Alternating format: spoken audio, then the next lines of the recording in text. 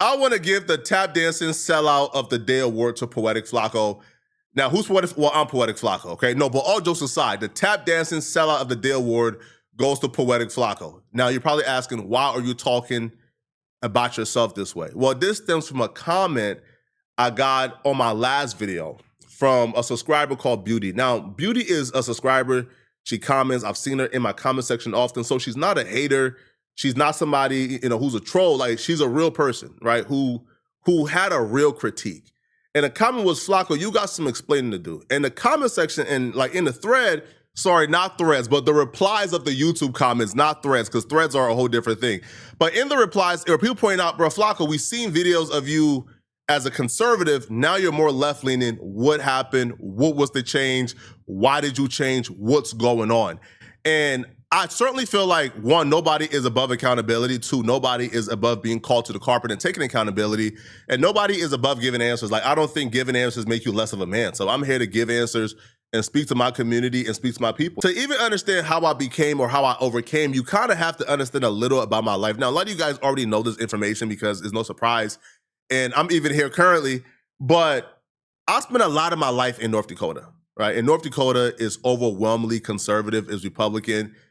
Like mostly, like damn near everybody, like I know is conservative in North Dakota.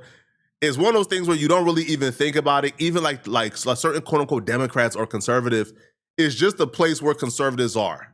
All right, like North Dakota is just overwhelmingly conservative. It's probably one of the most conservative places on planet Earth. I was even raised in a really conservative household. My father was a conservative African man. To this day, he's still conservative. To this day, my father is still conservative, and he don't even live in America anymore. My dad moved back to Liberia to work in the government, and he is still conservative. We still have arguments back and forth to this day about policies, right? And he'll probably never change. So that was what I was surrounded by, and I bought into the hype. I bought into the hype so much, I didn't even bother doing research. Like things like trickle-down economics, I just thought that was the gospel. Like now I know that's absolute nonsense and that's hogwash, right? But I bought it. I bought into things like grab yourself up by the bootstraps, things that are like, now it's nonsense, but I bought into it, right? Because that's what I was surrounded by. That's what I bought into. I didn't leave North Dakota, I think, until 2022 when I came to work for No Jumper. Yeah, as an adult, it was 2022 when I came to work for No Jumper. And me being conservative at the time was not something that I really hid, to be honest, right? Like I was on camera spewing the same nonsense, trickle-down economics, grab yourself up by the bootstrap, just being uneducated and not really understanding the history. These were things and policies that I actually thought work. My wake-up call, and I think a lot of us have wake-up calls, a lot of people who start off conservative, especially if you're Black, you have that wake-up call. And that wake-up call for me was the rise of white nationalism. When I realized it's not about policies, bruh. It's not about policies. It's not about whether or not I believe tax breaks at the people at the top will lead to more job creation and then trickle down to people at the bottom, or whether or not the base level of people at the bottom should be raised and then they will be more productive and then they would climb the ladder. It's not about policies. That's when I realized it. It's not about policies. What I realized was these people believe that we don't belong. These people believe that this country belongs to white folks, that this is a country for white folks and by white folks, and Black folks do not belong in this country. And once I began to see that rhetoric rise more and more and more, that was my wake-up call. That was my wake-up call that I cannot align with these people. That it's not about policies. These people fundamentally believe that the white race is superior. They fundamentally believe that we are inferior. They fundamentally believe that people like myself are second-class citizens. I would have been an absolute fool seeing people like Stephen Miller, who was granted a position in this administration, and seeing him talk about the replacement theory, a literal white supremacist. I would have been a fool to align with people of that sort. And that was my wake-up call. My wake-up call was the rise of white nationalism. When these folks stopped pretending. There was a time where, a lot of these people, admittedly so, they would deliberately hide and conceal their real opinions to placate the mainstream society But once Trump came back, once white nationalism became a thing, once people like Charlie Kirk was on Twitter saying that a Muslim can't be the mayor of New York because he's Muslim. Those are moments where I said, oh, yo, they're not playing fair. These people, these very same people are willing to go against the quote unquote constitution they swear by if it comes to oppressing us. That's when I realized, bro, things like the quote unquote like constitutional conservative, bro, all that hogwash is nonsense. That was my wake up call. And a lot of what I said, I can't take back because it's already out there. Me being a conservative at some point in my life is already out there. I cannot take it back. But what I can say is, yo, if I said something that hurt my audience, if people who watch me and support me, who's a part of this mission, if they heard and seen that and it affected them and it caused them hurt or trauma or pain, yo, bro, I apologize. I do apologize to you guys, man. If you guys seen anything I said in the past and you guys said, man, Flakko, I supported you, damn, man. Yo, my fault. I'm the tap dancing sellout of the day, right? It's my fault, man.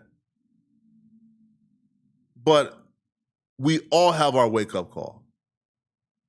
At least I would hope that at some point we all have our wake-up call. Now, if that's called grifting, if that's called whatever it's called, hey, man, I'm not here to make a game day like decision on whether or not changing your mind is grifting or waking up is grifting. But that was my wake-up call, and that was my line. And that was my non-negotiable. I can't align myself with white supremacists and white nationalists, especially when they're openly talking about now getting rid of us, replacing us, taking away our rights. There are literal people being kidnapped from off the streets. There are brown babies being bombed to death. I can't stand by that. I can't stand by this administration. So again, to anybody who heard what I said, who really support me, man, and you're like, damn, Flakko, bro, I apologize and I take full accountability for everything, all right? Now, where I'm at right now, people have wondered, Flakko, what exactly is your politics? I still consider myself a moderate. Again, if you watch this channel, like you're not surprised that Flakko is a quote unquote moderate. So I do consider myself a moderate. But again, my politics don't come before my mission of Black liberation. It just doesn't, right? I'm gonna criticize the left, I'm gonna criticize the right. It's really that simple. However, my mission is to go against these people who are literally trying to make us second-class citizens in this country. And I'm gonna continue to criticize people like Chud the Builder. I'm gonna continue to criticize white supremacists and white nationalists.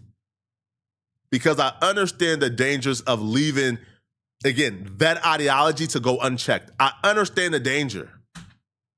There was a point where I bought into some of that. So I understand the dangers of that. And that's not me making an excuse. That's me taking accountability, right? But the mission is not gonna stop. I wanted to get this out there because I owe you guys accountability. Everything I do, I owe you guys accountability. I literally owe my life, owe my being, owe my answers to you guys. I love you guys and I thank you guys for everything, right? The mission is not gonna stop. I wanted to make this video, bro. It's 12:31 a.m. I should be in bed right now, but I wanted to make this video to really speak to my community and speak to my people, right? Because tomorrow I have a live stream on Nolan Wells.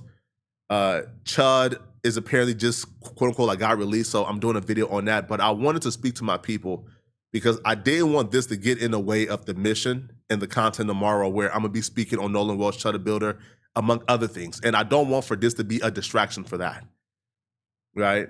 So y'all let me know in the comment section, go off on me, man. Hold me accountable. I love you guys, man. And the mission is not gonna stop.